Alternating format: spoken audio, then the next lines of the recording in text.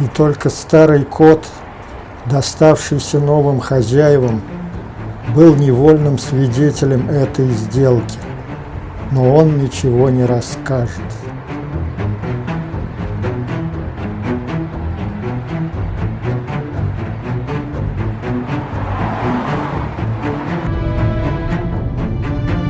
Ты не знаешь, почему в канун Дня всех святых празднуют Хэллоуин и забавляются со всякой нечистью? Нет. И я не знаю. Наверное, тут маркетологи поработали, чтобы сбыть залежалые тыквы. А что ты вдруг вспомнил Хэллоуин?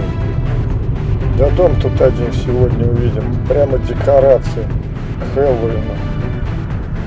Там окна сделаны похожими на гробы. Интересно. И легенда есть мрачная о хозяйке этого дома. А что за легенда? Ну слушай, хозяйка дома была женщина молодая, красивая, но одинокая.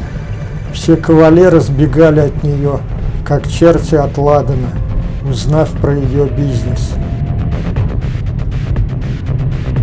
Вот помяни черта, и он тут как тут. Видишь номер 999, 666 вверх тормашками. Шифруется. А какой бизнес у нее был? Похоронное бюро. Я их понимаю. Моменты моря не каждому понравится. Говорят, что она с детства была неравнодушна к этому делу. Когда соседский мальчишка убил из рогатки синичку, то она из своей шкатулки сделала ей гроб и устроила пышные похороны во дворе дома, а потом соорудила даже надгробье. Смелая девочка. От почивших родителей ей достался кое-какой капиталец. А тем временем в Санкт-Петербурге один за одним начали открываться бюро похоронных процессий. Она поехала и устроилась в одной из них. Ты посмотри у него на номере, какие буквы. СТН. А если после каждой буквы добавить «А», Будет сатана. то-то и оно. Я уже и сам начинаю верить во всю эту мистику. Мимо храмов не поехал, свернул. Сдрейфил. Изучив тонкости ремесла, вернулась в Самару и открыла свое похоронное бюро. Дела шли хорошо, что позволило ей построить солидный дом, своим обликом явно намекающим на род ее занятий. Сегодня есть мнение, что дом ей не принадлежал, но это только еще больше придает таинственности. Весь подвал дома, да и многие комнаты были заставлены образцами похоронной атрибутики. Казалось бы, теперь ешь, пей, веселись, но через несколько лет появились серьезные конкуренты. Это было посягательством даже не столько на ее доходы, сколько на любимое дело. Срочно нужны были деньги для развития бизнеса. Сейчас мы немного отвлечемся. Я расскажу нашим зрителям о Мариинском приюте, а потом продолжу легенду. Хорошо.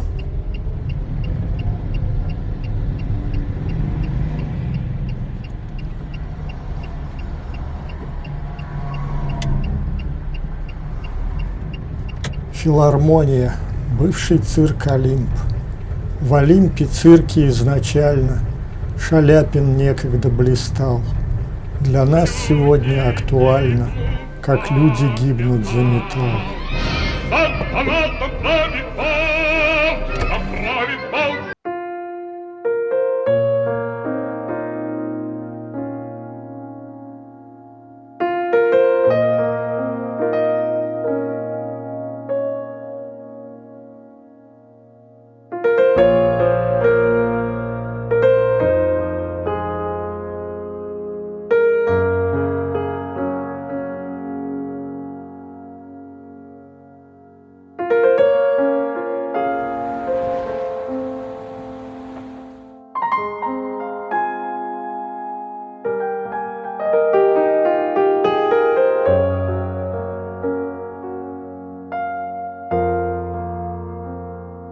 Приют был открыт обществом попечительства о бедных для девочек, дочерей солдат, погибших в годы русско-турецкой войны.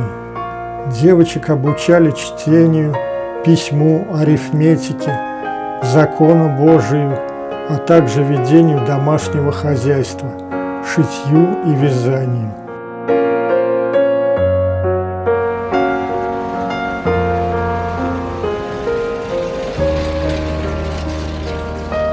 Мариинским приют был назван в память императрицы Марии Федоровны. Дом для приюта подарил потомственный почетный гражданин Илья Данилович Ковригин. С 1890 года попечительницей приюта стала Надежда Илларионовна Шахларева, владелица модного магазина Самары. На ее же средства построена церковь Мариинского детского приюта на улице Николаевской, ныне Чапаевской, 136. Итак, продолжим легенду. Хозяйка похоронного бюро часто замечала, что некоторые родственники внезапно умерших состоятельных людей экономили на похоронах. Скорее всего, они не знали, где спрятаны деньги покойного. Жаль, мертвые не говорят. А тут ей попалась статья в газете о медиумах, проводящих спиритические сеансы. Вот он выход, подумала она. Поговаривали, что в Самаре на даче со слонами тайно проводят такие сеансы. Знакомый архитектор, который делал проект ее дома, был вхож в круг этих людей, и она попросила его взять ее с собой. Вот этот дом, о котором я говорил в начале. Впечатляет. Во время многочисленных сеансов она мысленно обращалась к покойным, бывшим состоятельным господам, но все было тщетно.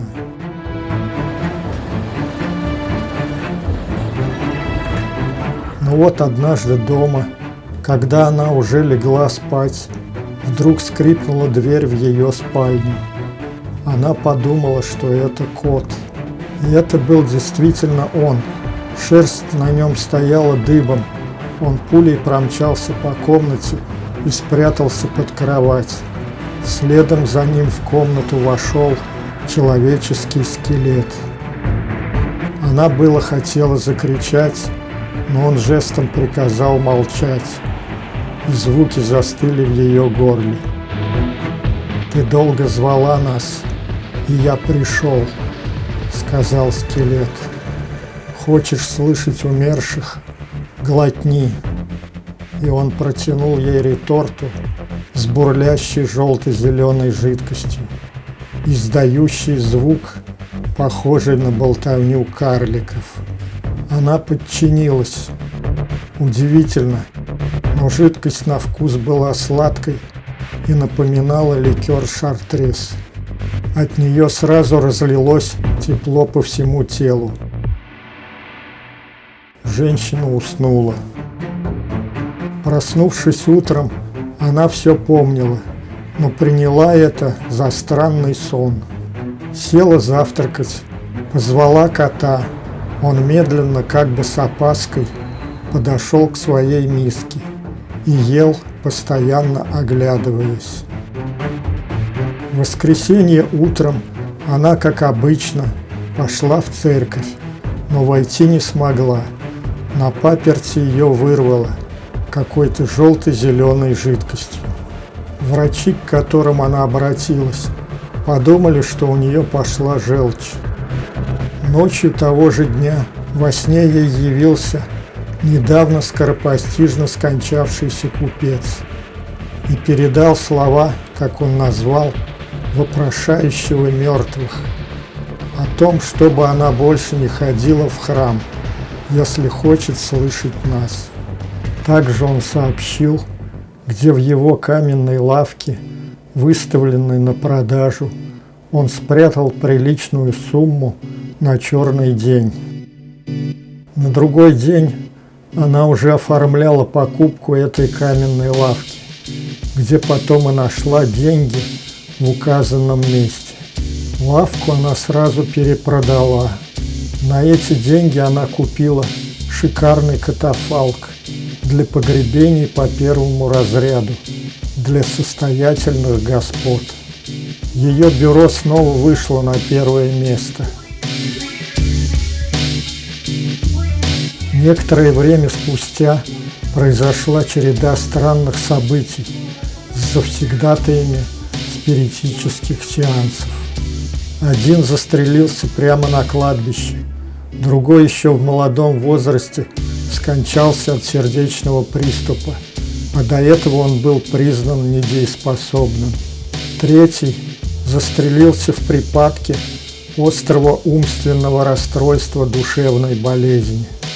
Третий-то и явился нашей героине во сне и поведал, что он, будучи страстным коллекционером, особо ценные экспонаты ювелирных изделий спрятал на своей усадьбе, но не помнит где, так как у него произошло помутнение рассудка.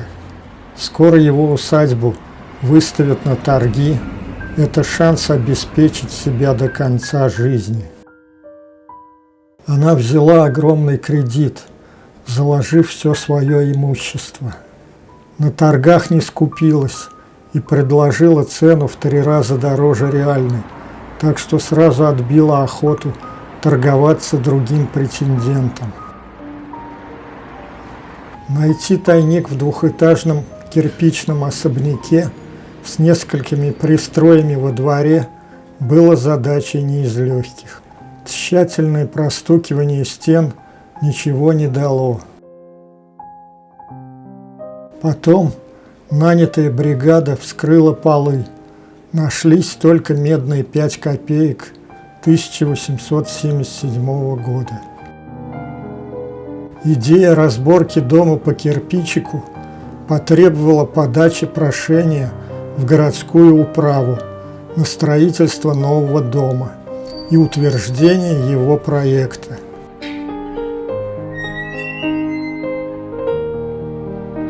И вот, наконец-то, дом был разобран, но тайник не обнаружен.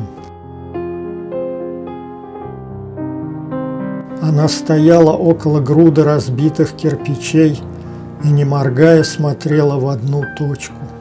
А в голове у нее сначала тихо, потом все сильней и сильней загалдели писклявые карлики, те самые, что болтали в реторте в ту злополучную ночь.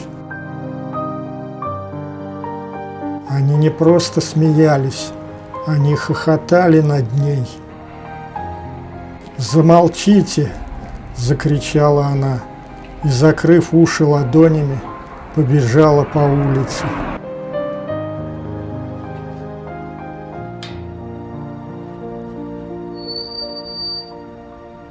Несчастную отвезли в Томашево.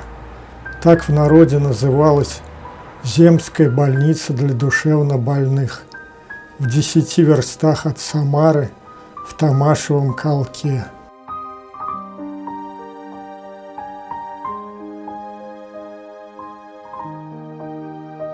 Да, поучительная история. А как потом узнали, что все было именно так? Она сама рассказала все врачу.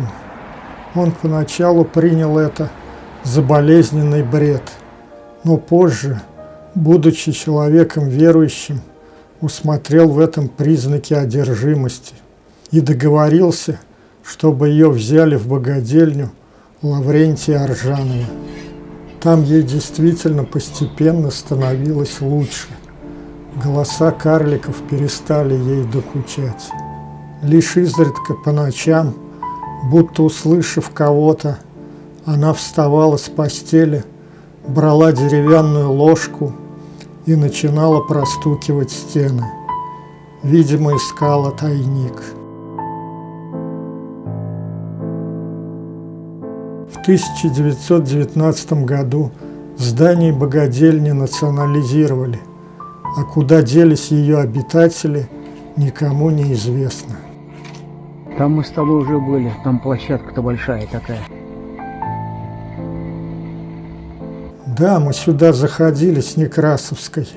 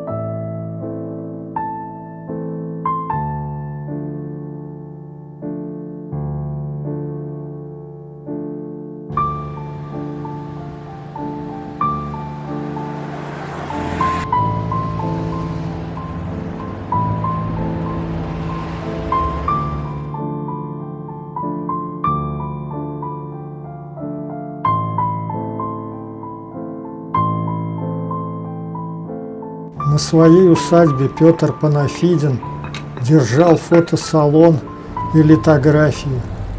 Вероятно, здесь хозяйка похоронного бюро заказывала свои эпатажные визитки с фото, где она лежит в гробу с букетом роз и надписью «Проводим красиво».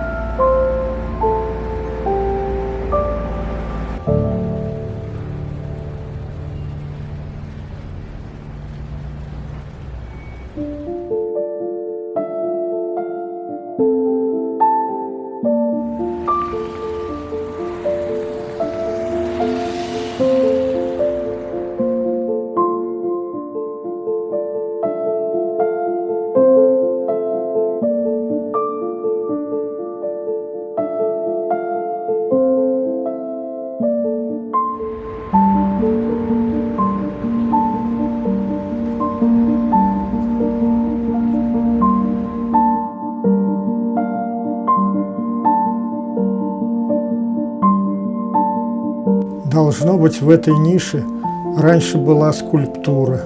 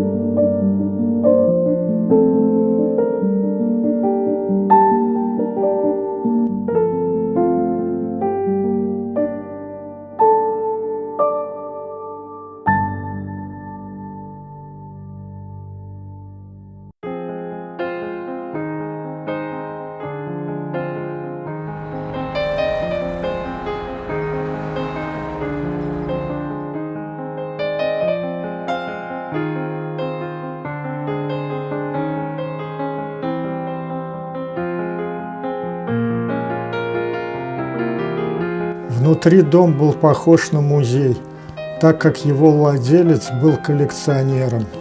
После революции дочь-наследница передала коллекцию в городской музей. В 1964 году в доме был обнаружен клад со старинным оружием.